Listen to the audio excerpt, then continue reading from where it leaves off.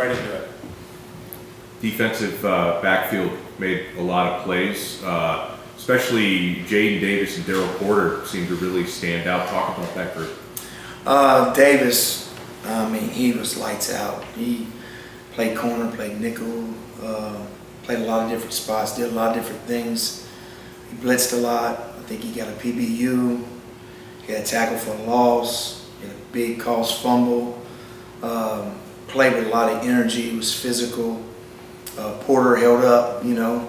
I think he only gave up like one key pass. He kind of addressed the safety a little bit on a corner route on a third down. But those guys held up. I was so proud of them because we played against some really good receivers, a really talented quarterback, which we pressured him a lot, but we had a hard time, you know, sacking him, you know, because he kept running away from us. But we felt like we eliminated some throws downfield by bringing pressure, so it allowed them to play a little bit better. How many hits did you get on? It was a bunch.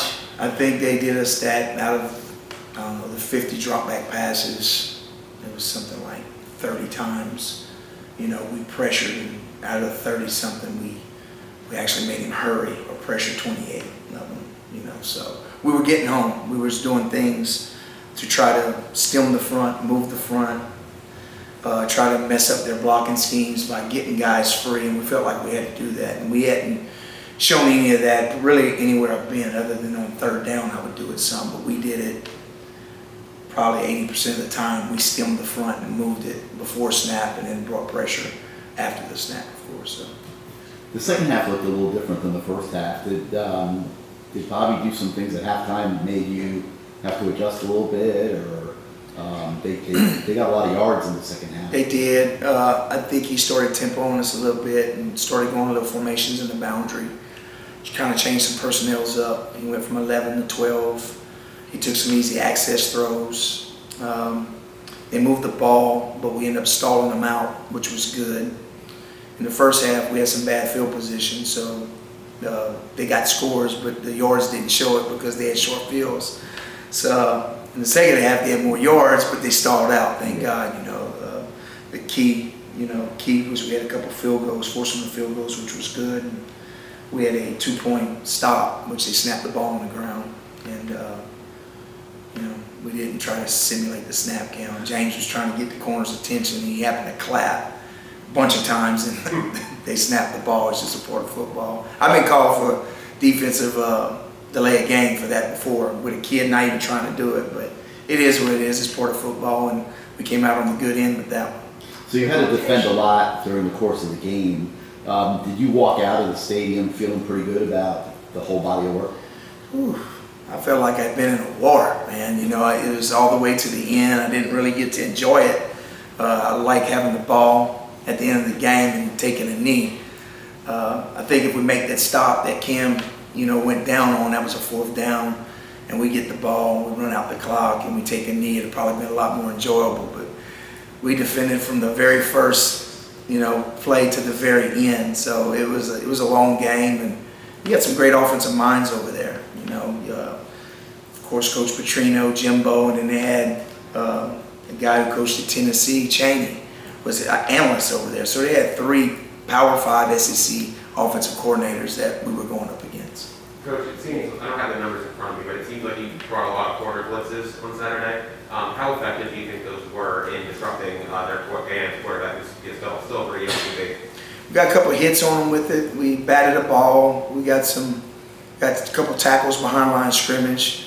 We started getting into whenever the tight end was on the football. He wasn't off the football, flexed out. They were running the ball to the tight end side, especially when the quarterback was under in pistol. So we started blitzing from the tight end side and happened to be into the boundary. So we got a couple hits on it. And it's just a part of some things that we do schematically, and I thought the kids executed really well. Coach, with Branson Dean and Akeem Mesidor coming out the last game, how do you think the line did without them, and who stood out to you in that situation? He never planned for anything like that.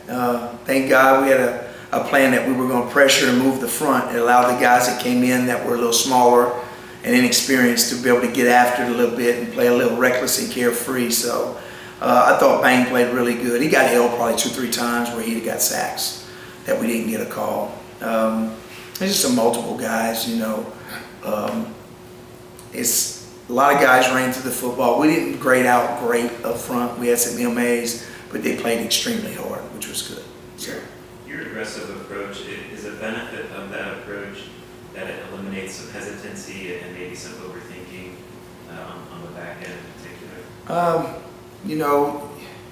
I think you need to pressure and do things to mix things up. If we were big up front and we were stout and they couldn't block us up front, I probably wouldn't pressure as much, But when you're athletic and you're a little thin, then you have to do those things. And my background, I've always been smaller than the opponents we play.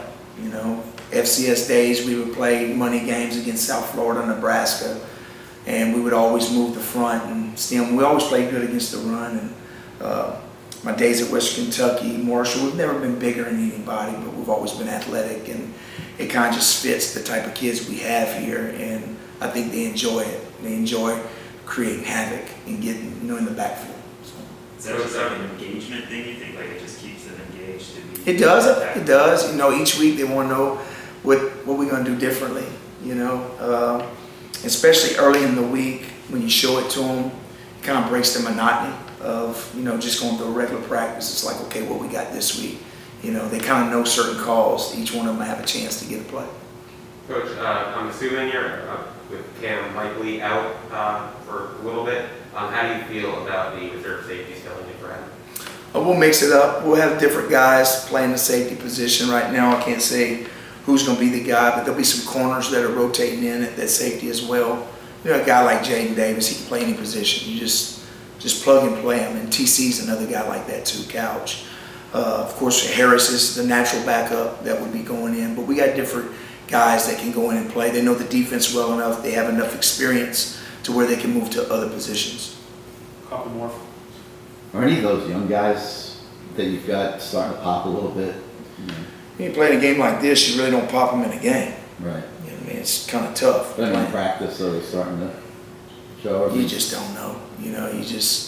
You keep having them work against the good guys and on scout and one-on-ones, and things will start to click. You'll start to see it, but when you see it, usually when you start having injuries and guys have to be forced to play, is when you really see it. It's just hard to take a starter out and put a guy in with no experience in the game. Like the other night, it's just you're gonna go with the guys you feel good about, and the guys that's been through some wars. So. Coach, on Saturday night, James really talked about the impact and the influential contagiousness that Kam has had on the entire defense from really the start of fall ball and the work ethic that he's been able to instill a lot. How inspiring has it been for you to be able to see that come to fruition every day with Kam? Kam and James, especially this last week, they practiced the right way. Those guys make all the checks. Cam's always been an energy guy for us, the way he practices, the effort he puts into it mentally and physically. But last week, something clicked with James. He practiced a lot better. He made a lot of plays at practice, and it came to fruition in the game. I mean, he looked like a 5-star safety that I saw come out of high school. You saw him flash on plays. You saw him hit. And he just looked like what he was supposed to do, So this week he'll have another good week, and it's all about confidence. And I really don't know what's happened here before, so I can't speak on that. But I do know injuries play a part, and until you get healthy again, especially in defensive backs, wide receivers, when you're a skill guy, you have to feel right. You're like a track athlete. Nobody goes out there and run fast that don't feel good. So these guys, they're skill guys. They have to feel good to play good, and I think James is finally feeling good like his old self, and had a hell of a game the other night. Coach, what has Jafari given you through 2 games? The ability to move in the single coverage, just what he's given you so far? He's still battling a little bit, trying to get that strength in that shoulder. Each week it probably hurts a little different, but he's one of the guys that can rush the passer.